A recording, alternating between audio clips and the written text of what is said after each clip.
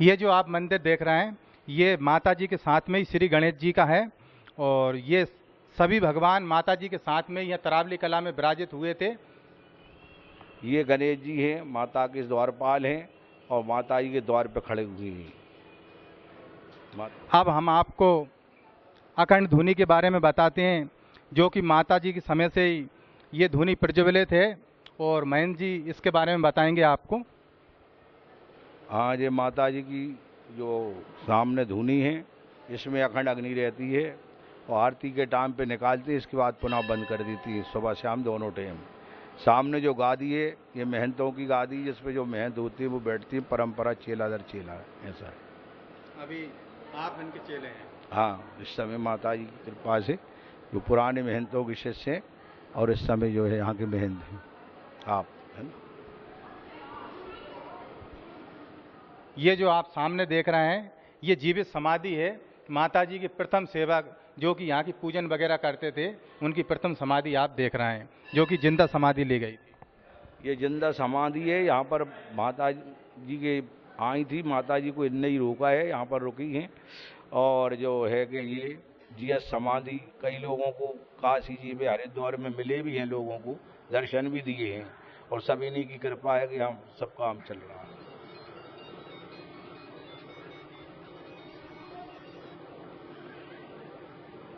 अब हम आपको एक ऐसे मंदिर में लिए चलते हैं जो कि मां हरसिद्धि प्रांगण में स्थित है और भारत में मात्र एकमात्र मंदिर है।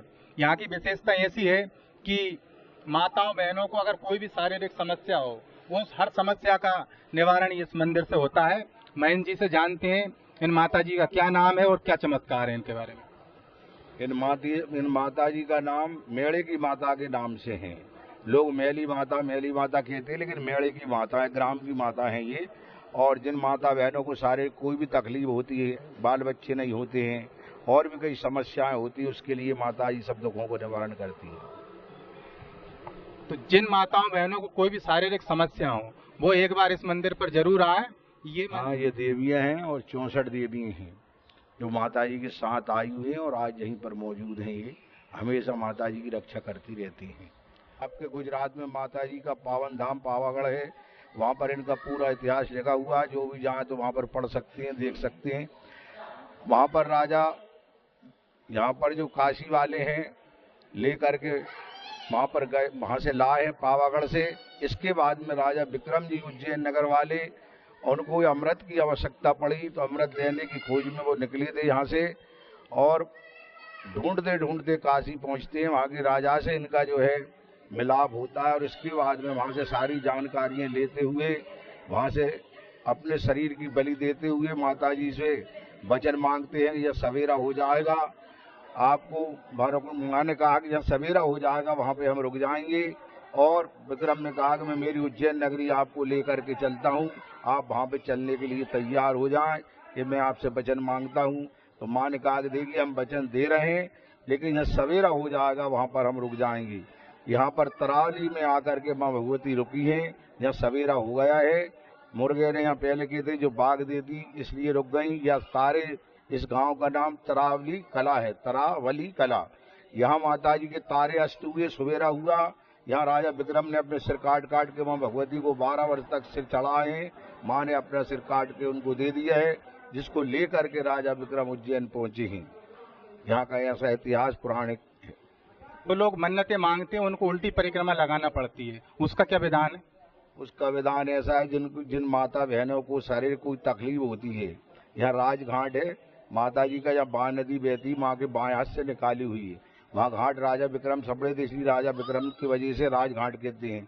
वहाँ नहाने से सारे रोग नष्ट हो जाते हैं। वहीं से नारियल भेंट रख करके माता जी की ज्योति की लोटा जल का भर के और वहाँ से लाते हैं। नहाने के बाद वहीं कपड़े छोड़ देते हैं, दूसरे कपड़े पहन के गोदी में एक नारियल, आटी, भेंट और लोटा जल का भर के जहाँ लाते हैं, यहाँ पर परिक्रमा करते हैं उल्टे 5 और करने के बाद में 2 नारियल भेंट माता जी को ज्योति की देते हैं और यहाँ से बेल बांध करके और उनको परहेज रखते हैं। मांस मदरा नहीं खाना, गमी सूदक में नहीं जाना, पैर पड़ा पड़ी नहीं करना, हल्दी मेहंदी मावड़ ब्याह शादियों में नहीं लगाना करना और 1 साल के लिए मायके वगैरह नहीं जाना आना, ऐसा माँ का परहेज है। और परहेज वो भाई बहनें पालती हैं, इनको माँ बाल बच्चा देती हैं और जिनको शारीरिक रोग होते हैं उनको 2-4 परहेज पालना पड़ता है। गमी सूदक में नहीं जाना, मांस मदिरा नहीं खाना पीना और अच्छे बुरे का बचाव रखना, इस तरह यहाँ भगवती का परहेज। आज हमने मैन जी से बात की और माता जी के चमत्कारों के बारे में जाना। ये मंदिर पूरे देश में विख्यात है और यहाँ पर नवरात्रि के समय पे हजारों और लाखों की संख्या में जनसंख्या आती है और काफी लोगों की यहाँ पे सुनी गोदें भरी गई हैं, काफी लोगों की मन्नतें यहाँ पे पूरी होती हैं और क्षेत्र का बहुत ही प्रसिद्ध और ऐतिहासिक मंदिर है। सभी भक्तों से अनुरोध है, अगर आप बाहर से भी इसको देख रहे हैं तो भोपाल से कितने किलोमीटर दूर पड़ता है गुरुदेव? ये भोपाल से 40 किलोमीटर की दूरी पर है और यहाँ की परंपरा नेंगम है। यहाँ कोई ग्रस्त महंत होता नहीं है, ग्रस्त पुजारी रहते नहीं है। चेला दर चेला इस गादी का यहाँ का नियम है। विक्रम के समय से जो भी चेला बनाते हैं वो इस गादी का मालिक होता है और अम्मा भगवती के चरणों में सेवा करता रहता है सारा जीवन। इसके बाद वो दूसरे चेला को बनाते हैं, फिर इसके बाद दूसरे, इस तरह परंपरा यहाँ भगवती की है। ये जो धुनी जल रही है ये माता जी के समय से ही है, क्या ये सही बात है? जब से माता जी आई हैं यहाँ पर 3 चीजें जब से ही मौजूद हैं। अग्नि यहाँ अखंड रहती धूना में, ये गादी है जो धूने के पास में है। यहाँ जो चेला होते हैं महंत रहते हैं वो इस पे बैठते हैं। इसके बाद अंदर माता जी की अखंड ज्योत जलती रहती है जो हजारों वर्षों से, जब से माँ आई है तब से जलती है। राजघाट पे हमेशा जल रहता है जिसमें नहाने से सारे रोग नष्ट होते हैं। अच्छा, जैसे सूखा वगैरह अकाल वगैरह पड़ता है उस समय पे भी रहता है क्या जल? सूखा पड़ जाता है जब भी वो कुंड बना हुआ उस कुंड के अंदर आज भी जल रहता है और हमेशा रहता है। कम हो जाता है लेकिन रहता है। मतलब माता जी के चमत्कार अकाल और सूखे के समय पे भी उस जगह पे जल बना रहता है। दूसरी बात, जो अखंड ज्योति जल रही, जो माता जी जब आई थी तब से लेके आज तक अखंड ज्योति जल रही है। दूसरी जो आप ये धुनी देख रहे हैं ये भी माता जी के समय से चली आ रही है। तो ऐसे चमत्कारी मंदिर में एक बार दर्शन के लिए जरूर आए। ये भैरव बाबा हैं और जो माता जी के साथ आए हुए हैं वहीं से काशी से, और बिना इनके दर्शन सबको ही मालूम आधे दर्शन माने जाते हैं, इसलिए इनका भी एक प्रधान स्थान है। और इनमें एक विशेषता है कि दारू मांस मदिरा से दूर रहते हैं यहाँ के भैरव महाराज। माता जी को भी नहीं चढ़ती जहाँ दारू मांस मदिरा कुछ। ये हनुमान जी महाराज की प्रतिमा है जो कि हरसिद्धि माई के साथ ही तरावली में विराजित हुए थे। ये हनुमान जी महाराज हैं और माता जी के साथ में ही इनकी स्थापना हुई है और आज भी मौजूद है, यहाँ पे भक्तों का काम करते हैं। हाँ, ये तुलसा जी है और गोवर्धन पर्वत भी है साथ में माता जी के। यहाँ परिक्रमा यहाँ भी करते हैं, भानैया पाते हैं, इसलिए एक भक्त यहाँ लेकर के आए, राजा करके हैं सेन साहब। अब हम मैन जी से जानना चाहते हैं कि जो भी भक्त दूर दूर से यहाँ पर आए तो कितनी बजे पट बंद होती है और कितनी बजे आरती होती है, इसके विषय में मैन जी से जानकारी लेते हैं। तो मैन जी, आरती अपनी माता जी की कितनी बजे होती है? माता जी की आरती इस समय 8 बजे होती है और 8:30 बजे तक आरती चलती रहती है, आधे घंटे आरती होती है। इसके बाद में माता जी के भक्तों को प्रसाद देने के बाद 9 बजे तक पट बंद हो जाती है आम समय में।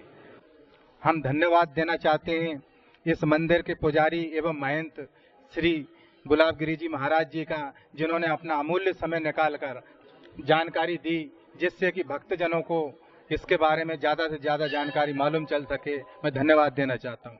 आपको भी धन्यवाद है जो कि यहाँ करके आपने ये सारी जानकारी लेकर के और सभी लोगों को देंगे, जिससे देश विदेश तक लोग सब आएंगे अम्मा के दर्शन करने के लिए। ऐसी आशा उम्मीद है। धन्यवाद आपकी। मैं बेन्यूज से श्याम साहू आप सभी लोगों से अनुरोध करता हूं कि इस वीडियो को ज्यादा से ज्यादा शेयर करें ताकि माता जी के चमत्कार सभी लोगों तक पहुंचे। धन्यवाद।